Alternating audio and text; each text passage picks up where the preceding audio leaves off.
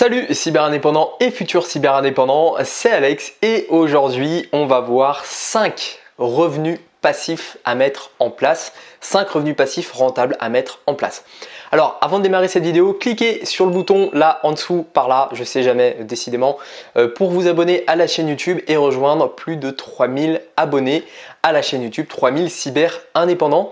Et puis restez aussi jusqu'à la fin de cette vidéo puisque vous verrez, j'aurai quelque chose pour vous. On en parlera à la fin de cette vidéo. Alors, je vous ai préparé aujourd'hui mon top 5. Alors, on peut parler plus ou moins d'un top 5. Il n'y a pas vraiment de classement, mais je vais vous donner 5 revenus passifs aujourd'hui à mettre en place qui sont rentables. Alors, un revenu passif, tout d'abord, qu'est-ce que c'est? C'est un revenu qui tourne en automatique. C'est un revenu qui va tourner de manière le plus automatique possible, le plus automatisé possible. C'est un revenu que normalement vous travaillez pendant quelques temps, vous mettez peut-être plusieurs semaines, plusieurs mois à mettre ça en place et ensuite ça travaille pour vous. Faut savoir que moi je suis un gros passionné des revenus automatiques et c'est pour ça qu'en fait cyber indépendant, le côté cyber, tout ça, ça vient de ça. J'adore créer des choses qui tournent en automatique, qui tournent tout seul.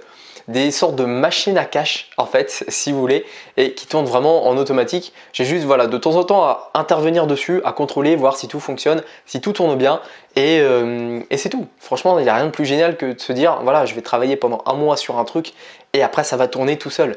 Donc voilà, c'est vraiment la définition, on va dire, la plus simple, et c'est vraiment un truc que j'adore, donc voilà, j'ai super hâte de vous présenter cette vidéo.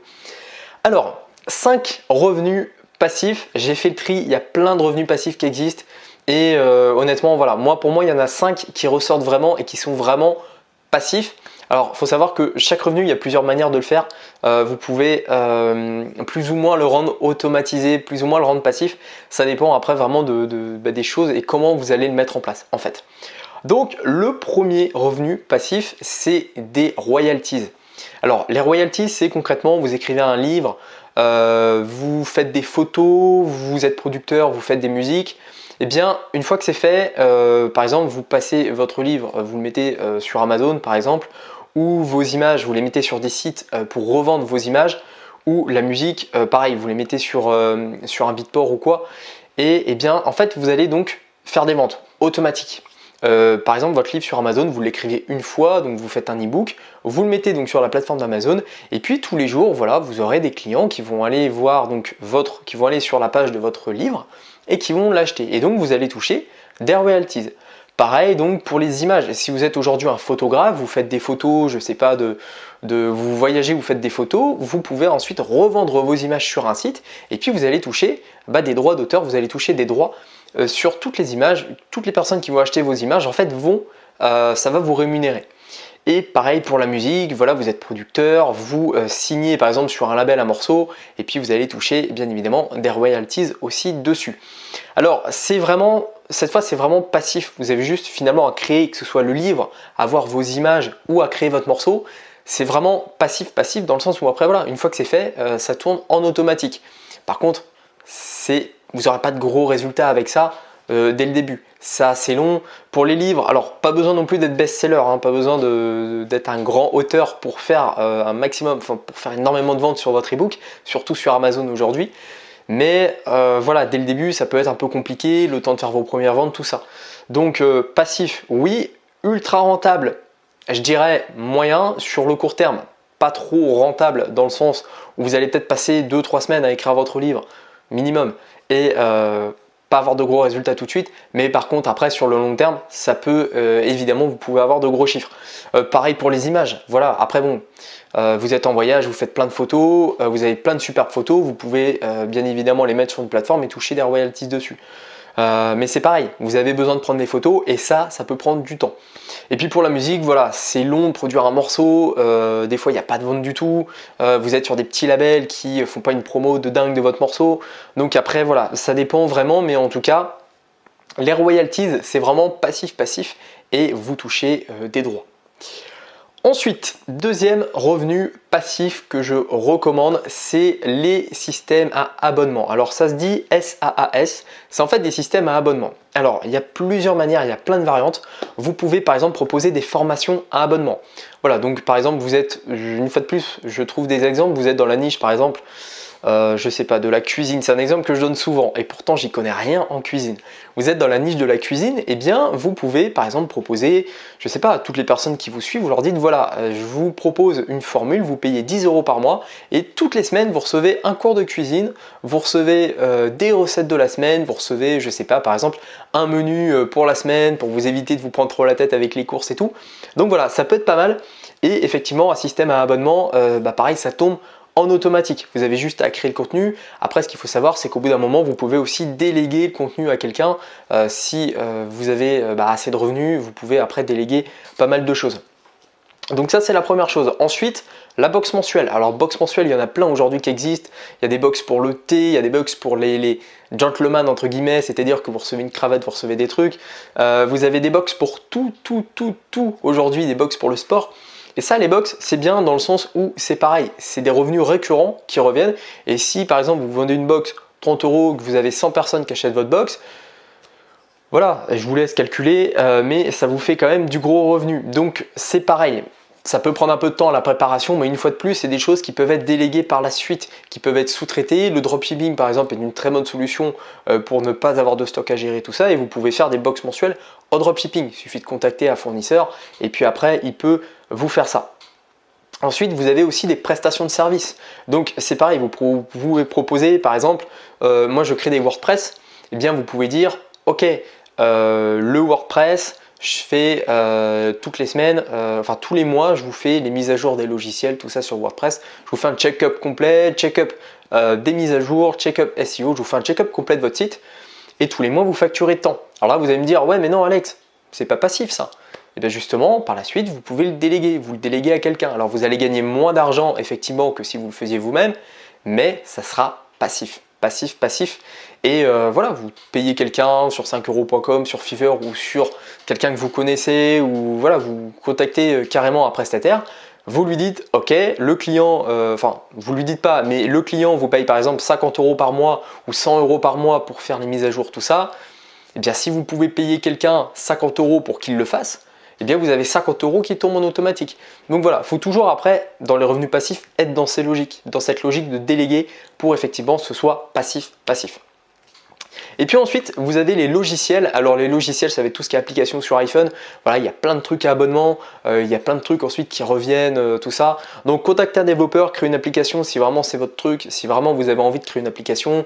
Un truc à abonnement par semaine, vous pouvez faire des abonnements par semaine, des abonnements mensuels. Et voilà, pareil, c'est des revenus récurrents, ça tombe. Et une fois de plus, toujours essayez d'être dans la délégation, puisque si vous faites tout à chaque fois vous-même, oui, c'est vrai que là, vous allez perdre le côté passif. Mais en tout cas, j'insiste bien sur ça. Essayez de rendre le truc le plus automatique possible. À savoir que, par exemple, je vois là, vite fait en même temps mes notes, pour la vente de formation, aujourd'hui, il y a des plateformes tout en un qui automatisent au maximum vos business. Moi, aujourd'hui, par exemple, si je fais une vente de ma formation, j'ai pas à envoyer un email à la personne, à lui dire « voici tes accès pour rejoindre la formation », tout ça. Ça se fait automatiquement. Il y a des séquences d'emails, tout est robotisé, automatisé. Donc c'est pour ça que là, on passe vraiment sur du passif. Et après, une fois de plus, j'insiste encore sur ça, mais pour rendre la chose vraiment passive, après il faut déléguer. Voilà, j'ai un problème sur mon business, ok, je passe par quelqu'un me fait les réglages, tout ça, et ça rend le truc vraiment passif.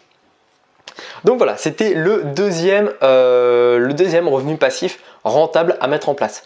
Ensuite, troisième point, devenir influenceur.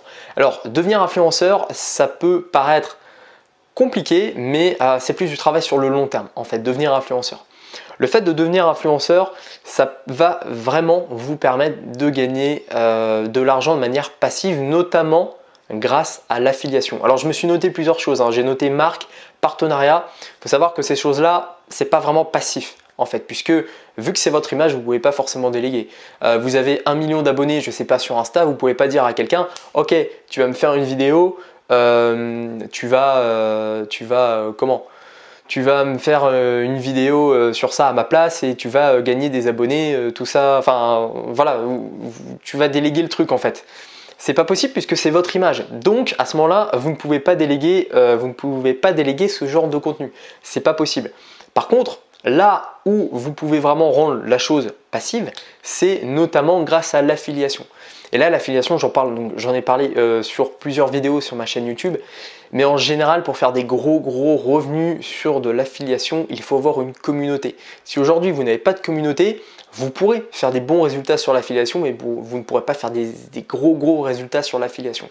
Donc l'affiliation, c'est quoi? Eh bien, vous êtes influenceur par exemple dans la beauté, vous avez créé du contenu sur YouTube, des vidéos, tout ça, donc c'est pareil, juste un petit aparté sur YouTube. Là aujourd'hui, je crée cette vidéo, dans 3-4 ans, cette vidéo continuera de générer des vues. Il y a des personnes, pour X raisons, ils vont tomber sur cette vidéo, ils vont voir 3000 abonnés, voilà, ils vont se dire « Ah ouais, il était à ses débuts, tout ça. » Ils vont regarder et cette vidéo est un actif, elle tourne en automatique. Et justement, les liens qui sont en dessous, tout ça, eh bien, ça tourne en automatique aussi. Donc, imaginez un influenceur qui crée une vidéo qui fait 150, 200 000 vues avec juste un lien en dessous de la description qui redirige vers une de ses recommandations en affiliation. Et bien là, ça va être un revenu passif, ça va tourner en automatique et ça va générer comme ça, des revenus en automatique. Donc c'est pour ça que là, on est vraiment sur du passif. Donc comme je vous disais juste avant, je me suis peut-être un peu mélangé les pinceaux, ça arrive, mais marque, partenariat, voilà, c'est un peu plus compliqué de rendre ça passif. Mais très souvent, vous créez un contenu une fois, vous pouvez le déléguer au maximum et après, pareil, avec des bons liens d'affiliation, ça peut être passif. Voilà, donc ça, c'était les 3 premiers points. Ensuite, 4e revenu passif, c'est l'immobilier. Alors l'immobilier, c'est un des meilleurs revenus passifs, mais ça peut devenir aussi un des pires revenus actifs, entre guillemets. Alors c'est pareil, il faut toujours voir ces nuances de déléguer ou pas. Dans l'immobilier, il y a plusieurs manières de faire de l'immobilier. Vous pouvez tout simplement acheter des biens et les autofinancer, donc par le biais de vos locataires. C'est-à-dire que vous achetez un appartement, je vais donner les chiffres en gros, hors impôts, tout ça. Vous achetez un appartement par exemple, 300 €, le crédit vous revient à 300 € par mois et puis vous avez un locataire qui paye 500 € par mois, vous gagnez de l'argent donc sur la plus-value, voilà, pour faire de manière simple, hors impôt, toutes ces choses-là. Donc ça c'est la première chose, sinon vous pouvez être marchand de biens. Alors marchand de biens, c'est pas vraiment passif, vous achetez un bien pas cher, vous le retapez, et ensuite vous le revendez plus cher. Donc ça c'est pas vraiment passif. Moi ce que je recommande plus, c'est vraiment des biens qui s'autofinancent. Comme je vous ai donné l'exemple juste avant, vous achetez donc un bien moins cher, vous avez un locataire donc plus cher, vous autofinancez votre crédit et puis vous faites une plus-value par rapport à ce que paye votre locataire et par rapport à ce que vous payez par rapport à ce que vous coûte votre crédit. Si vous avez assez de fonds, vous pouvez tout simplement acheter votre bien directement avec votre argent, où là voilà, vous avez automatiquement 500 € par exemple qui tombent tous les mois. Donc pareil, comme je vous l'ai dit, pour l'immobilier, ça peut être aussi très actif et une fois de plus, ça va dépendre du fait que de la délégation, tout simplement. Si vous déléguez votre location, si vous déléguez, je vais y arriver, votre bien locatif, là effectivement, on sera sur un revenu plus passif que actif. Par contre, si à chaque fois vous faites les entrées, les sorties, par exemple pour un bien qui est en location courte durée, Airbnb, ces choses-là, si tous les jours vous faites les entrées, les sorties, si vous faites le ménage, si vous faites les travaux, si vous faites tout, c'est pas vraiment un revenu passif. Alors que à l'inverse, si vous déléguez tout, si vous avez quelqu'un qui vous fait le ménage, si vous passez par le biais d'une agence, là à ce moment-là, c'est passif et vous pouvez vraiment automatiser ça au maximum. Donc voilà, le point immobilier. Et puis ensuite, 5e revenu passif, ça va être les investissements. Ça va être donc la bourse, crypto-monnaie, paris sportifs. Donc ça, c'est tout simplement de l'investissement. Voilà, vous avez un capital, vous mettez une partie de votre capital sur par exemple de la bourse, sur les crypto-monnaies ou quoi. Et puis par rapport au cours, par rapport au marché, là je parle de la bourse et de la crypto-monnaie, par rapport aux paris sportifs et des gains, je vous en parlerai juste après, vous gagnez de l'argent. Voilà, en bourse par exemple, si vous faites entre, on va dire, 8 et 14% annuels, c'est possible. Les personnes qui, potentiellement, il y a peut-être des personnes qui ne vont pas me croire, c'est possible, je pourrais éventuellement vous montrer mes résultats. Mais voilà, si en bourse vous êtes entre 8 et 14% annuels, vous allez faire une plus-value. Donc si vous avez un gros capital, je ne sais pas, 100 000 € par exemple en bourse, si vous faites entre 10 et 15% annuels, c'est pareil, c'est 10-15K qui vont tomber en automatique. Et là, en bourse, il n'y a rien à faire, c'est strictement passif. Les crypto-monnaies, c'est pareil, les crypto-monnaies ont une grande volatilité. Non, attendez, c'est quoi le mot? Je sais plus, mais en tout cas voilà, il faut faire attention avec les crypto-monnaies, volatilité. Bon, vous m'avez compris, c'est très volatile. Voilà, c'est plus simple de dire ça. Donc les crypto-monnaies, c'est très volatile, mais c'est pareil, vous pouvez faire des gros gains, comme vous pouvez faire aussi des grosses pertes évidemment. Mais voilà, vous mettez une certaine somme dans les crypto-monnaies et si le Bitcoin par exemple fait x2, eh bien vous allez faire une plus-value. À savoir que pareil, depuis le début de cette vidéo, je ne vous parle pas de taxes, etc. Mais pour les crypto-monnaies, par exemple, la plus-value est de 30%. Voilà, mais enfin la plus-value, les impôts sur la plus-value est de 30%.